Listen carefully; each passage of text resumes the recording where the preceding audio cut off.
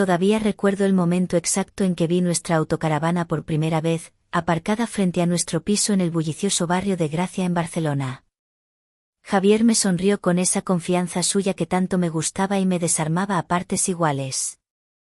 Los hoteles de la Costa Brava son una locura en verano, mi vida.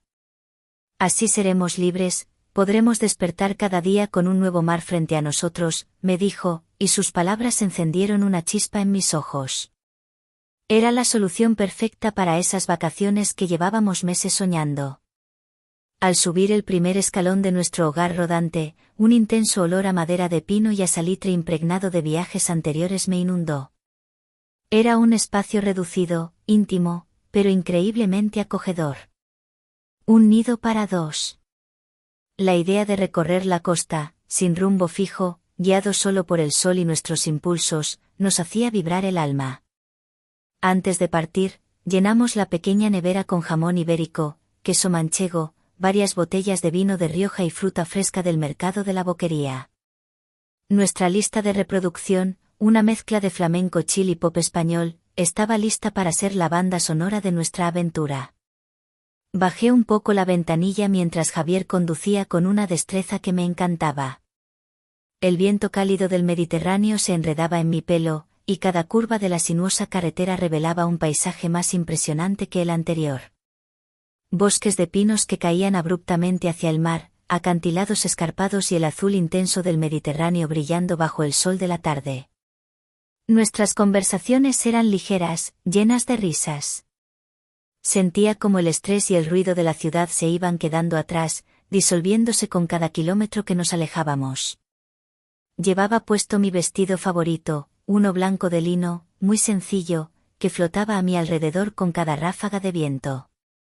No llevaba sujetador, adoraba la sensación de libertad y el roce suave de la tela contra mi piel. Me había descalzado nada más salir de Barcelona, y mis pies desnudos, con las uñas pintadas de un rojo intenso, descansaban sobre el salpicadero. Una fina tobillera de plata con pequeñas conchas marinas tintineaba suavemente con el movimiento del coche, un sonido casi imperceptible que, sin embargo, me hacía sentir increíblemente femenina y conectada con el verano. Fue entonces, cuando el sol comenzaba a teñir el cielo de tonos anaranjados y violetas, que vi una pequeña señal de madera, casi devorada por la vegetación, a un lado de la carretera. Cala escondida, 2 kilómetros. Una curiosidad extraña, casi un presentimiento, se apoderó de mí. Javi, para. Vamos ahí, le dije con una convicción que no admitía réplica. Él, sin dudarlo un segundo, giró el volante hacia el camino de tierra. Cuando llegamos, el paraíso se abrió ante nosotros. La cala era un semicírculo perfecto de arena dorada, abrazado por rocas y pinos. El agua estaba tan clara y en calma que parecía un espejo líquido. Aparcamos la autocaravana en un lugar resguardado, cerca de la vegetación. En el instante en que el motor se apagó, un silencio profundo nos envolvió, roto únicamente por el suave murmullo de las olas lamiendo la orilla. Era mágico. Mientras Javier sacaba nuestra pequeña mesa plegable y descorchaba una botella de vino, yo me dediqué a explorar. La cala estaba prácticamente desierta. Caminé hacia la orilla, sintiendo la arena húmeda y fresca bajo mis pies. El agua tibia acariciaba mis tobillos, y la fina cadena de mi tobillera se hundía ligeramente en la arena con cada paso. El vestido se pegaba a mis piernas con la humedad, dibujando mi silueta a contraluz del sol poniente. Fue en ese momento cuando los vi. A unos 50 metros de distancia, sentados sobre una gran roca lisa, había 2 hombres. No eran turistas típicos. Parecían parte del paisaje. Uno rasgueaba una guitarra española, una melodía melancólica y apasionada que flotaba en el aire. El otro simplemente escuchaba, con la mirada perdida en el horizonte. Al principio no les presté atención, absorta en la belleza del lugar. Pero entonces sentí una mirada sobre mí. No era invasiva, ni descarada. Era una mirada. Volví junto a Javier, pero mi mente se había quedado allí, en esa roca junto al mar. Él no pareció notar mi agitación. Estaba concentrado en cortar finas lonchas de jamón y colocarlas sobre un trozo de pan con tomate. El aroma era delicioso, familiar, pero de repente se sentía extrañamente mundano. La melodía de la guitarra, en cambio, parecía contar una historia mucho más compleja, llena de anhelos y de una libertad que yo solo había soñado. ¿Vino?, me preguntó Javier, extendiéndome una copa. Su sonrisa era la de siempre, cálida, segura. La acepté, y el frescor del cristal en mis dedos me ayudó a anclarme de nuevo en el presente. Bebí un sorbo largo, mis ojos fijos sobre el borde de la copa, pero mi conciencia seguía pendiente de las dos figuras que se recortaban contra el crepúsculo. La tarde empezaba a refrescar. Una brisa más fría llegó desde el mar, erizándome la piel de los brazos. Javier, siempre atento, se quitó su sudadera de algodón gris y me la puso sobre los hombros. Era grande, olía a él, a nuestro hogar, a seguridad. Me abracé a ella, pero el gesto, que normalmente me reconfortaría, ahora se sentía como una barrera. El contraste entre mi vestido ligero, casi etéreo, y su sudadera pesada, era un reflejo perfecto de cómo me sentía por dentro, dividida entre dos mundos. La música cesó. El silencio que dejó fue más sonoro que cualquier nota. Pareció que hasta las olas contenían la respiración. Entonces, una voz clara y amistosa rompió el hechizo. Vecinos. Esa botella de Rioja parece muy sola. ¿No querrá compartir su soledad con una guitarra triste? Nos giramos. Era el hombre que tocaba la guitarra quien nos hablaba. Tenía una sonrisa abierta y el pelo alborotado. El otro, el de la mirada intensa, permanecía a su lado, observándonos en silencio, con una media sonrisa enigmática en los labios. Javier se rió, siempre dispuesto a la socialización. Solo si esa guitarra nos regala otra canción. Soy Javier, y ella es Sofía. Leo, y este lobo de mar es Mateo, respondió el guitarrista, dándole una palmada en el hombro a su amigo. Vamos, no seáis tímidos, insistió Leo. Miré a Javier, y él me animó con un gesto. Venga, mi vida, será divertido. Dudé un instante, pero la curiosidad era más fuerte que mi reticencia. Nos acercamos a ellos, con nuestras copas en la mano. De cerca, Mateo era aún más impactante. El sol poniente acentuaba sus facciones marcadas y el bronceado profundo de su piel. Llevaba unos sencillos pantalones de lino y una camisa blanca arremangada, dejando ver unos antebrazos fuertes. Pero eran sus pies los que captaron mi atención. Estaba descalzo, como yo, y sus pies, firmes y anclados a la roca, parecían una extensión de la propia tierra. Nos sentamos con ellos, compartiendo nuestro vino y nuestro jamón. La conversación con Leo fluía con facilidad. Nos contó que eran de Cádiz, pero que pasaban los veranos recorriendo la costa, viviendo de pequeños trabajos y de la música. Eran almas libres, nómadas modernos. Javier estaba fascinado, haciéndole 1000 preguntas sobre su estilo de vida. Mientras tanto, Mateo hablaba poco. Sus intervenciones eran breves, pero precisas.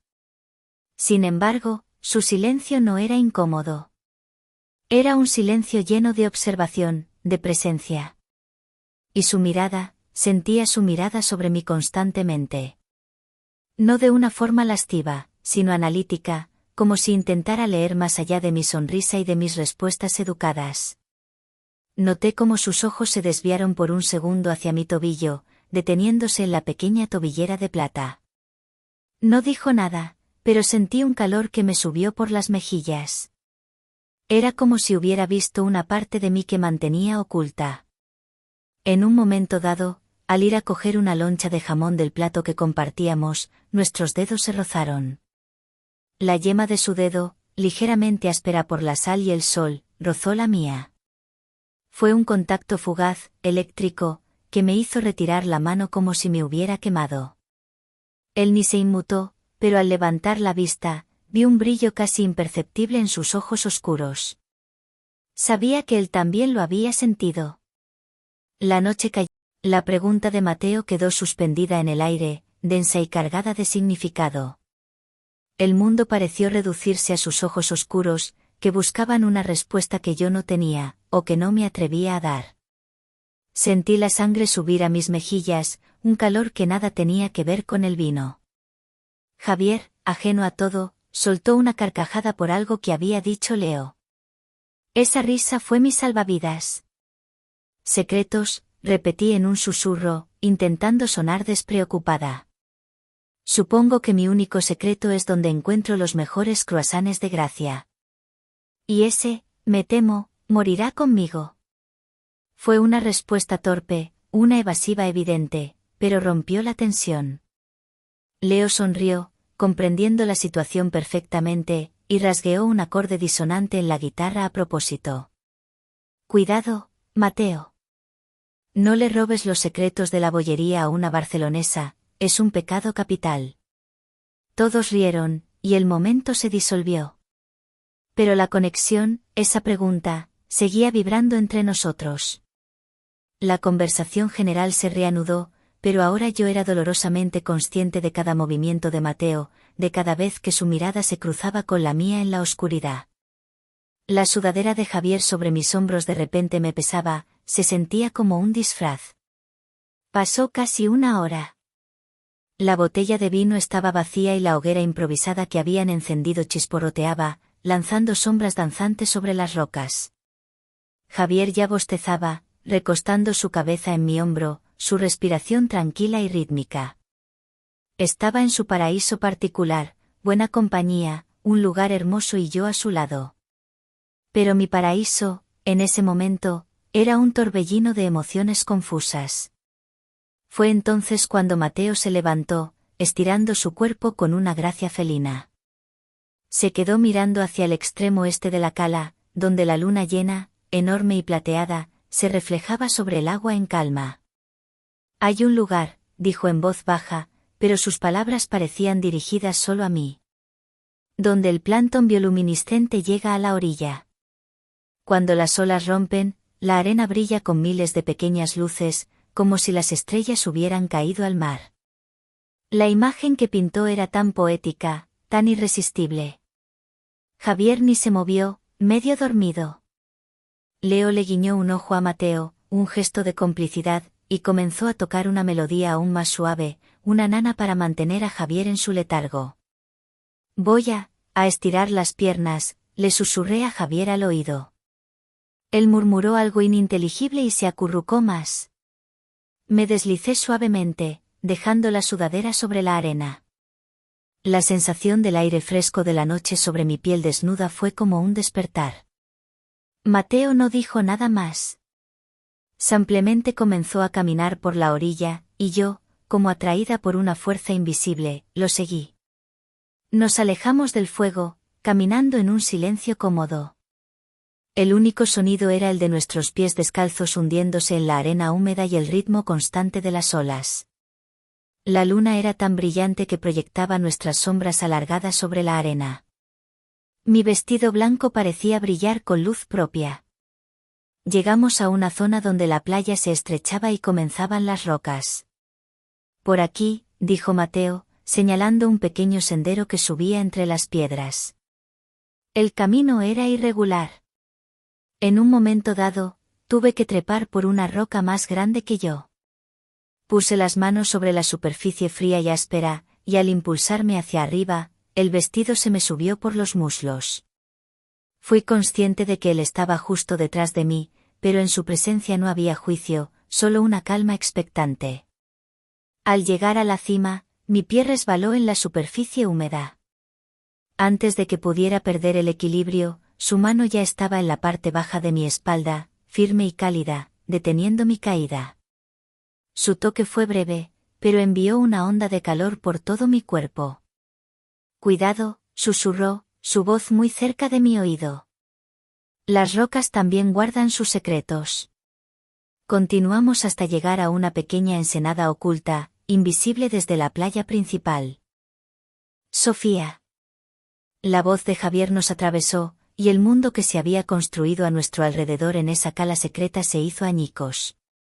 Me aparté de Mateo como si su piel quemara, un torbellino de pánico y culpa revolviéndose en mi estómago. El aire entre nosotros, antes cargado de electricidad y deseo, ahora estaba lleno de las palabras que no se dijeron y del beso que no sucedió. Mateo fue el primero en recuperar la compostura. Su rostro, a la luz de la luna, era una máscara de serenidad, aunque en sus ojos pude ver el fantasma del momento perdido. Tu novio te llama, dijo, su voz de nuevo un susurro neutro, pero con un matiz de finalidad que me dolió. Ya voy, grité en dirección a la hoguera, mi voz temblorosa, demasiado aguda. El camino de vuelta fue una tortura silenciosa. La distancia física que ahora manteníamos entre nosotros era un abismo. Cada paso en la arena fría me recordaba mi traición. Ya no me sentía libre en mi vestido blanco, me sentía expuesta, como si la tela translúcida revelara la confusión de mi corazón. La tobillera de plata en mi pie parecía pesar 1 tonelada, un recordatorio del comentario de Mateo, de sus secretos y los míos. Ya no caminábamos juntos, él iba un par de pasos por delante, guiándome de vuelta a la vida que, por un instante, estuve a punto de olvidar. Cuando llegamos de vuelta al círculo de luz de la hoguera, Javier ya estaba de pie, con el ceño ligeramente fruncido por la preocupación. Leo seguía sentado, rasgueando acordes suaves, pero sus ojos nos examinaron a ambos con una curiosidad que no se le escapó. ¿Te perdiste? Me estaba preocupando, dijo Javier, acercándose y rodeándome con sus brazos. Su abrazo era cálido, familiar, pero me sentí rígida, como una extraña en mi propia piel. Luché por componer una sonrisa. No, tonto. Solo, me dejé llevar por la orilla. Es tan bonito de noche, mentí, odiando la facilidad con que salían las palabras. Le enseñaba las rocas del este, intervino Mateo, su voz tranquila salvándome. Son peligrosas si no conoces el camino. Javier le agradeció con una sonrisa genuina, completamente ajeno a la corriente subterránea que fluía entre nosotros tres. Bueno, creo que para nosotros es hora de retirarnos. Mañana nos espera un largo camino, o no, quién sabe. El momento de la despedida llegó. Leo nos dio un abrazo amistoso a ambos. Luego, me enfrenté a Mateo. Nos dimos la mano, un formalismo absurdo después de la intimidad que casi compartimos. Su mano envolvió la mía, su piel áspera contra la mía. Fue solo un apretón, pero sus ojos se clavaron en los míos, y en esa mirada silenciosa hubo una conversación entera. Vi la pregunta, la intensidad, el reproche y una chispa de algo que se parecía a una promesa. Apretó mi mano un poco más fuerte de lo necesario antes de soltarla. Y eso fue todo. Él y Leo nos desearon buenas noches y se quedaron junto a su hoguera, que ahora parecía un faro solitario en la inmensidad de la playa. Dentro de la autocaravana, el aire se sentía denso, casi irrespirable. El nido acogedor ahora era una jaula. Javier, ajeno a mi tormenta interior, tarareaba la melodía de Leo mientras se cambiaba. Yo me movía como un autómata, quitándome el vestido, evitando mi propio reflejo en el pequeño espejo. Me metí en la cama, dándole la espalda.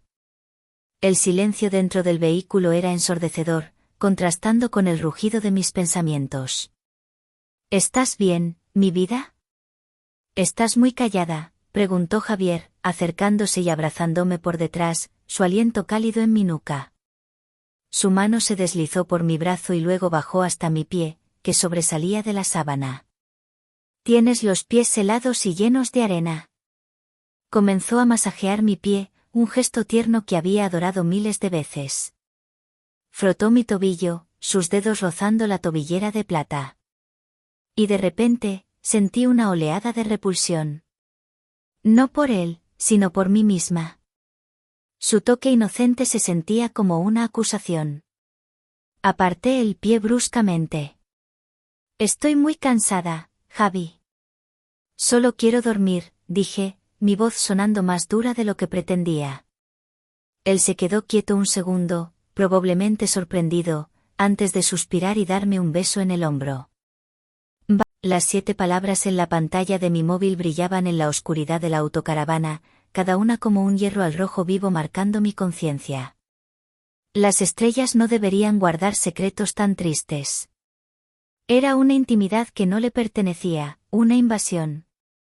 Miré frenéticamente por la ventana, pero la silueta de Mateo había desaparecido de la orilla. Se lo había tragado la noche. Mi primer impulso fue responder. Escribí un furioso, ¿quién eres? ¿Cómo tienes mi número? Pero mis dedos temblaban tanto que las letras bailaban. Lo borré. Cualquier respuesta era una confirmación, una invitación a continuar un juego peligroso que ya no quería jugar. Apagué el teléfono y lo escondí bajo mi almohada, como si pudiera esconder también mi secreto. Esa noche no dormí. Di vueltas en la cama, atrapada entre el calor del cuerpo dormido de Javier y el frío glacial del miedo y la culpa. Cada vez que cerraba los ojos, veía el rostro de Mateo a punto de besarme. La luz del amanecer que se filtró por la ventana fue brutal. Expuso el desorden de mis pensamientos y la tensión en mi cuerpo. Buenos días, dormilona, dijo Javier, besándome la mejilla. Parece que has luchado una batalla esta noche, no has parado de moverte. Su comentario inocente me sonó a acusación. Se asomó a la ventana, sus ojos brillando con la belleza del lugar. Oye, ¿y si nos quedamos un día más? Este sitio es demasiado perfecto para abandonarlo tan pronto. El pánico se apoderó de mí. Quedarme. Verlos de nuevo. Enfrentarme a Mateo. Era imposible. No, dije, mi voz más firme de lo que me sentía. No, Javi. Quiero llegar a Cadaqués. Ver la casa de Dalí. Es algo que siempre he querido hacer. La excusa era pobre, pero era todo lo que tenía. La decepción en su rostro fue evidente. ¿En serio? Pero, está bien. Como quieras, mi vida. Se encogió de hombros y comenzó a preparar el café en silencio. Un silencio nuevo, herido. Por primera vez en nuestro viaje, yo había puesto un muro entre nosotros. Mientras recogíamos nuestras cosas, no pude evitar mirar hacia la zona de la playa donde ellos habían acampado. No quedaba nada. Ni la hoguera, ni la guitarra, ni ellos. Habían desaparecido, como si hubieran sido una alucinación compartida. El único rastro de su existencia era el mensaje en mi móvil y el caos en mi corazón. Cuando la autocaravana arrancó, levantando una pequeña nube de polvo, me giré para mirar la cala escondida por última vez. Y por un brevísimo segundo, en lo alto de las rocas del este, donde casi nos besamos, creí ver un destello. ¿El reflejo del sol en algo metálico? ¿Una figura observándonos? ¿O quizás solo era mi mente, ya paranoica? El viaje por carretera continuó, pero la magia se había roto. El silencio en el coche era pesado, denso. Ni siquiera nuestra lista de reproducción podía aligerar el ambiente. Javier conducía con la mandíbula apretada, y yo me dedicaba a mirar por la ventana, viendo pasar paisajes que no registraba, sintiéndome una impostora. Esa noche aparcamos en un camping anónimo y funcional, lleno de familias y turistas. El contraste con la libertad salvaje de la cala era desolador. Mientras Javier preparaba la cena, yo me senté en la cama con el móvil, buscando consuelo en las fotos de los días anteriores, intentando recordar cómo me sentía antes de que todo se complicara. Pasé las fotos del primer día, sonrisas, paisajes. Llegué a una selfie que me hice en la cala escondida, justo al llegar, con el mar de fondo. Me veía feliz, ajena a todo. Por pura ociosidad, hice zoom en el reflejo de mis gafas de sol. El corazón me dio un vuelco. En el oscuro cristal se veía la imagen distorsionada de la playa detrás de mí. Y en ella, dos figuras sentadas en la roca. Leo y Mateo. Pero no estaban relajados. Mateo sostenía algo. Parecía un teléfono, apuntando en mi dirección. ¿Me estaba haciendo una foto? Así consiguió. Un escalofrío me recorrió. Seguí deslizando el dedo por la pantalla, temblando. Llegué a una serie de fotos que Javier me había hecho mientras yo caminaba por la orilla, con el sol poniéndose a mi espalda. Eran preciosas. En una de ellas, yo reía mientras el agua me mojaba los pies. El fondo eran las rocas oscuras del este. Me detuve en esa foto. Había algo, una forma extraña en la profunda sombra entre dos grandes rocas. Aumenté la imagen al máximo, mi respiración contenida. La calidad se pixeló, pero la forma se hizo más clara. No era una roca. No era un arbusto. Era una persona.